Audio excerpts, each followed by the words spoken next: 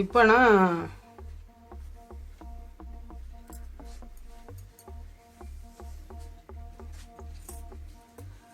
நான் ஓமப்பொடி செய்ய போகிறேன். அதுக்கு வந்து தேவையான பொருட்கள் கடலை மாவு 1/2 கிலோ, அரிசி மாவு சும்மா ஒரு 2 ஸ்பூன் எடுத்துக்கிட்டால் போதும், உப்பு, இங்கே வந்து பூண்டு, ஓமம், பச்சை மிளகா, இது 3ஐயும் அரைச்சிக்கணும். அரைச்சி தண்ணி வந்து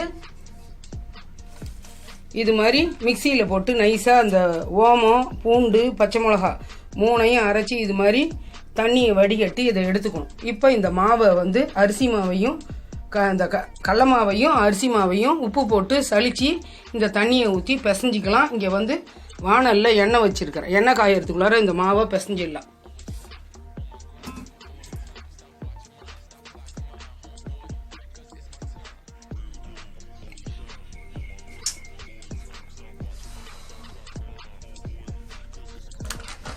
இப்போ இந்த மாவை வந்து சலிச்சிக்கலாம். மாவை சலிச்சிக்கிட்டோம்னா கட்டி விழாத மாவு பிசையறதுக்கு வந்து ஈஸியாக இருக்கும் உங்களுக்கு.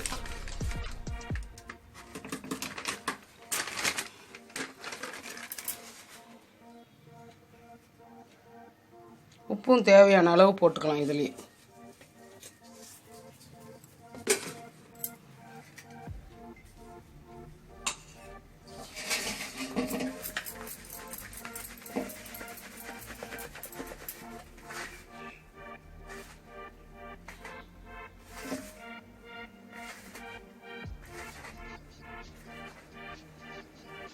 ஓமம் போடுறதுனால நல்லா ஜீரணம் ஆகும், சாப்பிடவும் நல்லாயிருக்கும், ருசியாக இருக்கும்.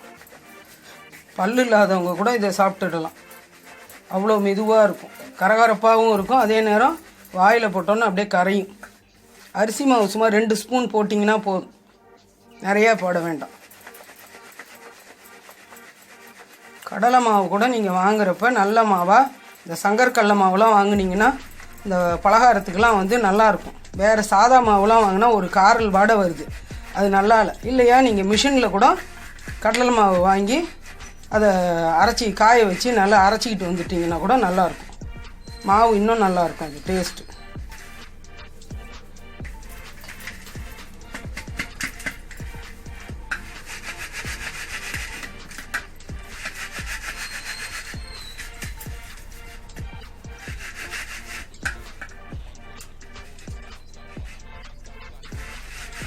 அது மாதிரி சளிச்சிக்கிட்டால் திப்பி நிறையா இருக்கும், அதெல்லாம் எடுத்துடலாம்.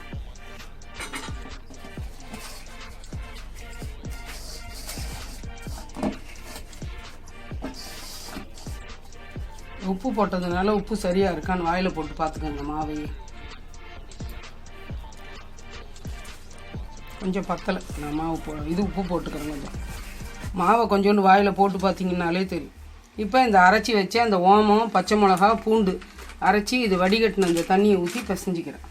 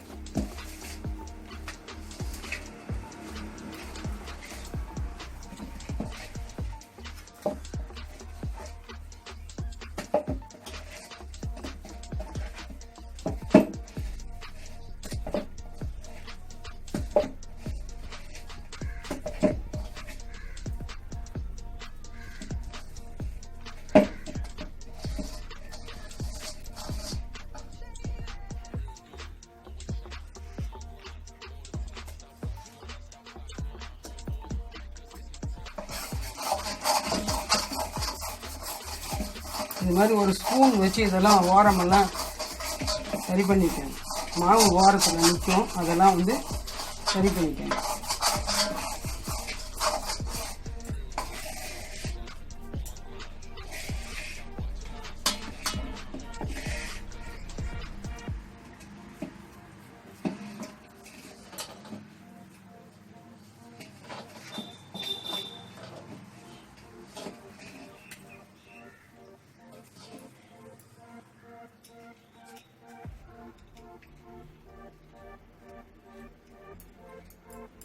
மாவை பசஞ்சிட்டு அதுக்கப்புறம் கையில் வந்து தண்ணி தொட்டு இது பண்ணிங்கன்னா கையை கழுவிட்டு அதுக்கப்புறம் இது மாதிரி ஒரு கிண்ணத்தில் தண்ணி வச்சுக்கிட்டு இது மாதிரி ஒரு கிண்ணத்தில் தண்ணி வச்சுக்கிட்டு கையை வந்து கழுவிட்டு அப்புறம் இதால் வந்து இது பண்ணி மாவை எடுத்திங்கன்னா சரியாக இருக்கும். இதுக்கு பாருங்கள் அச்சி, இந்த இடியாப்ப குழல் அச்சியிலேயே நீங்கள் புழியலாம், நல்லா மெல்லிசாக நல்லா வரும்.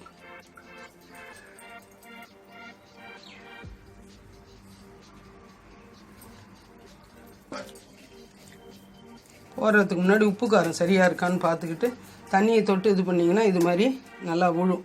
நல்லா கரெக்டாக அந்த அச்சிக்கு தகுந்த அளவுக்கு எடுத்துக்கிட்டிங்கன்னா சரியாக இருக்கும்.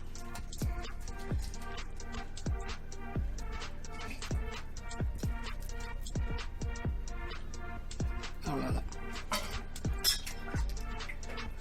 எண்ணெய் காய வச்சுருக்கிறேன், எண்ணெய் காயிட்டும். இப்போ இந்த அச்சியில் போட்டு ஓமப்பொடி அச்சியில் போட்டு புழியலாம்.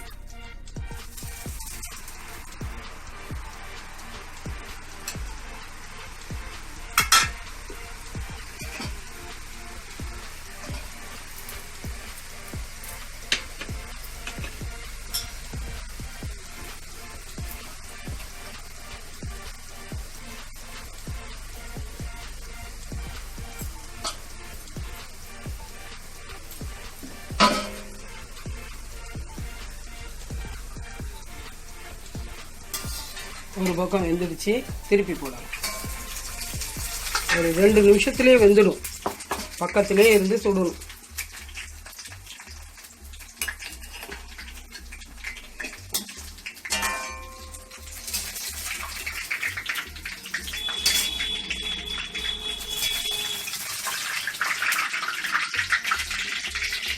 பாருங்க, ஓமப்பொடி சுட்டுட்டேன்.